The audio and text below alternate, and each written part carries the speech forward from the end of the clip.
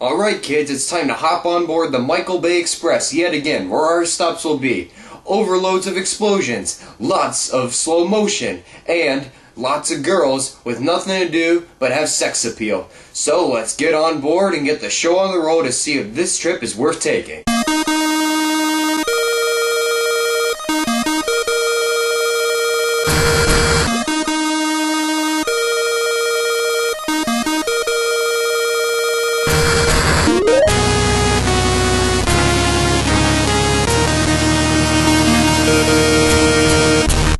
Unlike most people, I enjoy most of Michael Bay's movies, mostly because they're total guilty pleasures in their entertainment. However, I am going to exclude Pearl Harbor, Armageddon, and the second Transformers movies as the ones I do not like at all of his. However, every other one of his movies, especially the very underrated The Island, really stick with me because they provide a lot of the action and entertainment that we look for. Now, the Transformers series is what really set off Bay's career as a director in this last decade, and I really enjoyed the first movie. I hate Revenge of the Fallen so much. So, was the third film worth it, aka Dark of the Moon? Yeah, it kinda was. This time around, we're set a few years after the events that happened in Revenge of the Fallen, in which Sam's looking for his first job in Washington, D.C. He has a new girlfriend, Carly, played by Victoria's Secret model Rosie Huntington-Whitely. But what happens is he uncovers a big conspiracy involving a spacecraft that crashed on the dark side of the moon that will provide the big pivotal key in which will turn the tide in the Autobots and Decepticons' final battle. Now, I was really looking forward to Transformers Dark of the Moon because I thought that this film could definitely top Revenge of the Fallen in every way that it failed to surpass the first film. Shia Labeouf is the usual in this movie, as he is running around, yelling names constantly, and also sputtering out his dialogue as quick as possible. I'm surprised he didn't have an asthma attack talking so fast. Whoa, whoa, whoa, whoa, whoa, you could just stay for 5 minutes? I told you to just stay for 5 minutes. Come on, Optimus, Bumblebee, we got to get to... Dude, breathe once in a while. I know that everyone is going to be asking about how is Rosie Huntington-Whitely in this movie, and critics so far have been slamming her performance, saying that she's even worse than Megan Fox. I wouldn't say that she's worse than Megan Fox, but she's kind of on the same level. Her acting isn't really anything special at all. It's just mediocre, and she's really in there for sex appeal just like Megan Fox was. They added a lot of new characters in this installment, but I gotta say, my favorites were definitely Frances McDormand as the pushy U.S. Secretary of Defense, and Patrick Dempsey, who plays a very shady character. Even though McDormand is stuck with the caricature, it's really cool to see her branching out from her usual quirky characters that she did play in Coen Brother movies and also her Broadway roles that she's been doing.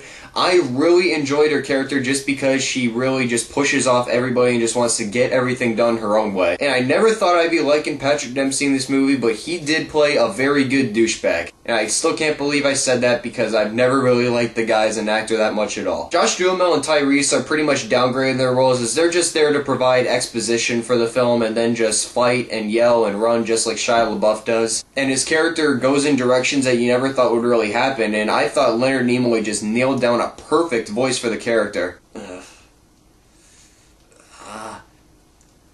Damn it, I can't do it. There is one big thing that prevented me from really enjoying this film. The humor just sucks in this movie. Like, that is the one thing they could not leave behind from Revenge of the Fallen, which the humor is just so sloppy and messed up. I mean, even Ken Jeong cannot overcome the stupid lines that he's given in this movie. And they brought back Wheelie, and he has a sidekick named Brains. Their scenes are useless. I already thought Wheelie was annoying enough in Revenge of the Fallen. I have no idea why they decided to bring him back. And they brought back his parents as well. They have stupid lines yet again. The mother is annoying, so they're only in it for 3 scenes though. That was a good part with them. They really downplayed the roles of the parents in this movie, and thank God because they were annoying in the second film. And when all these robot battles are happening, the Autobots actually bleed in this movie. But it looks more like they drank a lot of Fruit Punch Gatorade because that looks like what their actual blood was. I mean, come on, Sylvester Stallone can create more realistic CGI blood than Transformers blood in this. Now, the action in this movie is phenomenal, though. It really builds up to that big 1-hour climax in which is nothing but stuff just blowing up everywhere